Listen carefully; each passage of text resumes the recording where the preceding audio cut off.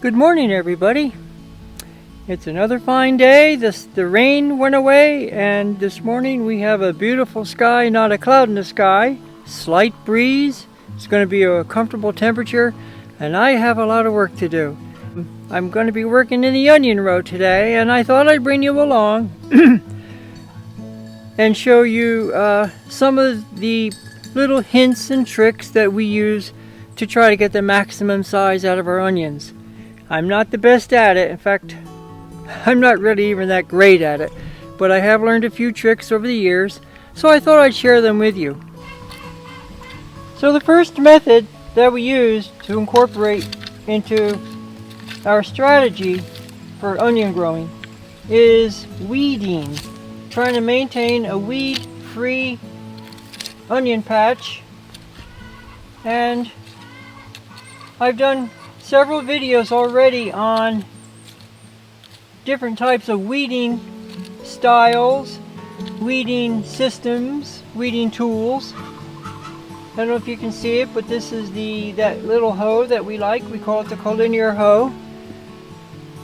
And you have to be very careful around small transplants like onions, because that little hoe, even this little one, wants to nick the onions, and you don't want to do that. So you can do quite a bit of weeding with this small hoe. In fact, that's another good reason to have a small hoe, is because it can fit in between these transplants better. So by standing and just using your tool, your hoe, you can cover a lot of ground. But if you look carefully, you will notice that even with being careful, I'm still hitting the transplants. And I'm trying to balance time versus accuracy, but I'm still hitting the transplants, and you don't want to do that. So what do you do in a case like that? Well, let me show you. So if you find that you're having trouble with the little hoe, or any hoe, and you're hitting the plants, which I think you almost invariably encounter, you're going to just have to get in there with your hands and fingers, and you'll have to digitally or manually remove the weeds, which is not the worst thing in the world. Hopefully you don't have a 60-foot onion row like we do. I find that I enjoy weeding by hand. It's very meditative. So that's how you're going to have to do it. Onions do not like competing for space. So it's vitally important to keep the area, the onion row, weed free. So I'll just set up my bench here that you've seen before if you follow the channel. We've got this nice bench. We have two of them. And the bench is wide enough that I can straddle these 30-inch rows. So I do that. I straddle the row, and then when I finish an area, I just advance the bench. So I'm just going to work along here and do this weeding. This is vitally important that you maintain a weed-free onion bed.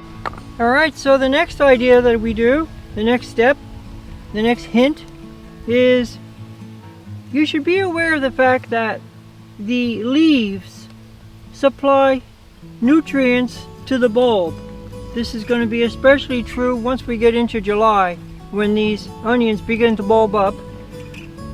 You don't want these long stems, these leaves, to break, to kink over.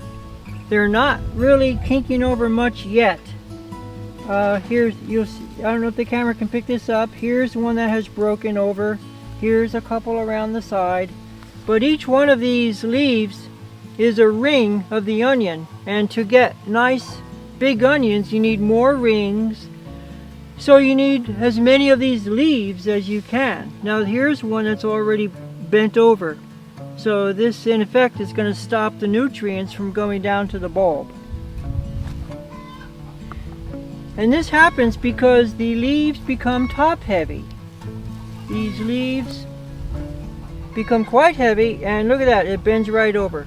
So what we like to do is, this is a technique that's somewhat controversial. It's called pruning or topping the onions. So what I like to do is grab all of the leaves and come up and just snip the top like that. And that reduces the weight of the onion plant. So I'll just grab it like this and pull up and just cut them off. Now, a lot of you are going to be saying, well, yeah, but Stephanie, you're going to get water, you're going to get fungus, you're going to get insects and stuff down in that tube. Well, we don't think that you will, because within 1 or 2 days, this leaf, this tube, is going to heal over.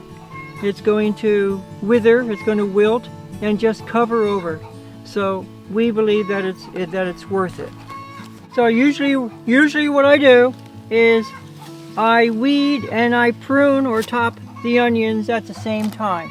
So I'll sit on my bench and I'll just grab these things, trim them off. You just want to get the very top of it where it's a little bit long. You'll get the feel for it eventually. And while I'm at it, I'll just grab some weeds, try to keep it weed free.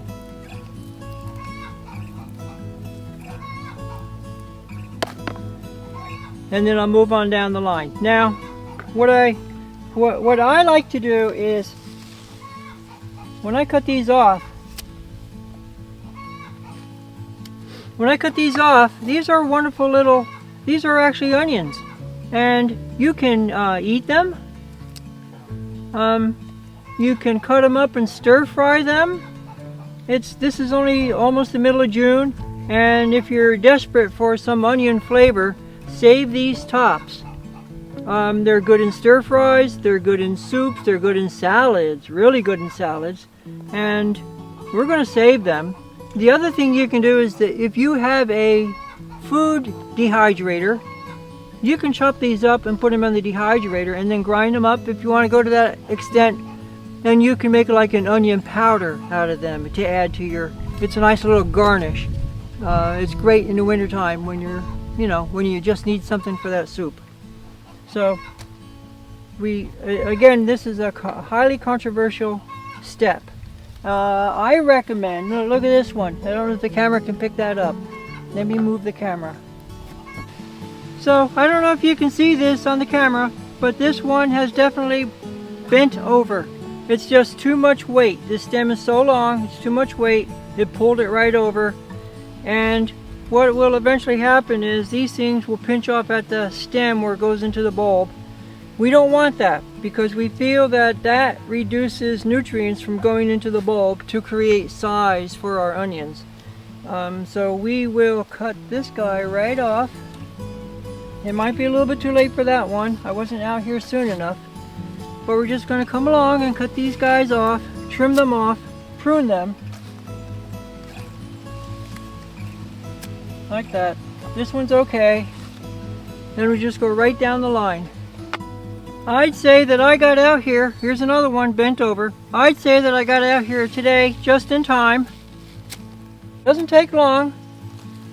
And another thing is that when you're done, you're going to have a nice neat row of onions. They're not too bad right now.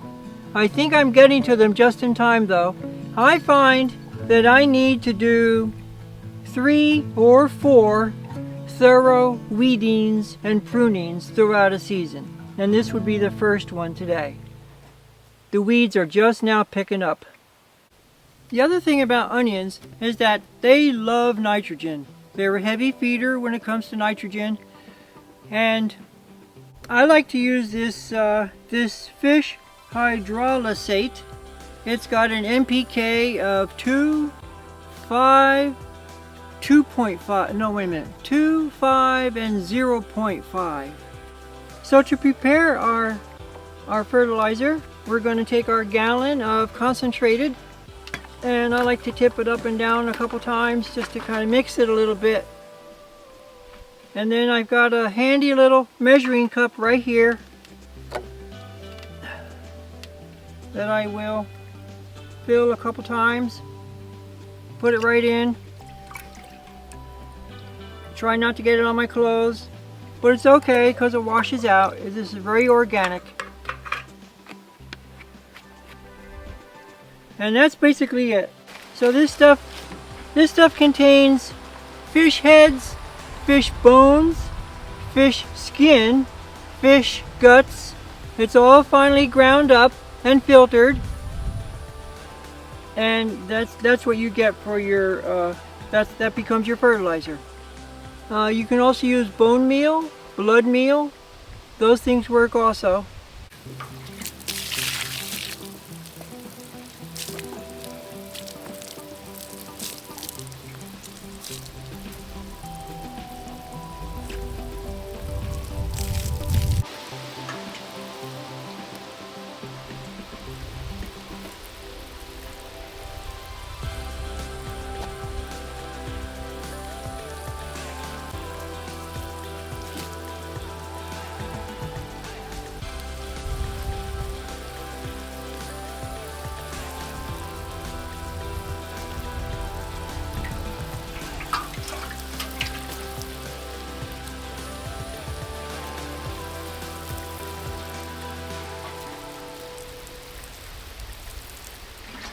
And finally, one last tip.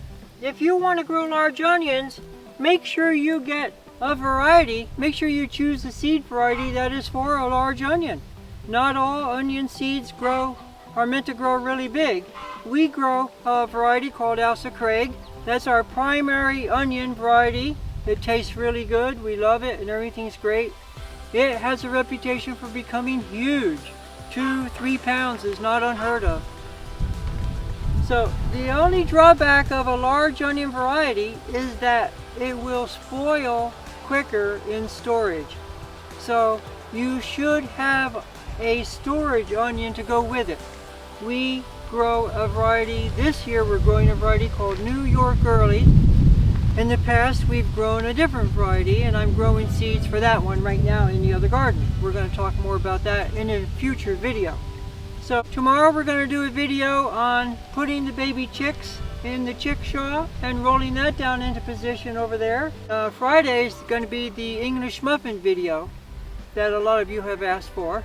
So we'll do that one, and there might even be some bonus footage on that on the end of that video. So make sure you stay tuned for that. So otherwise, I'll just keep plugging along here, and thanks for watching, and I'll see you on the next one.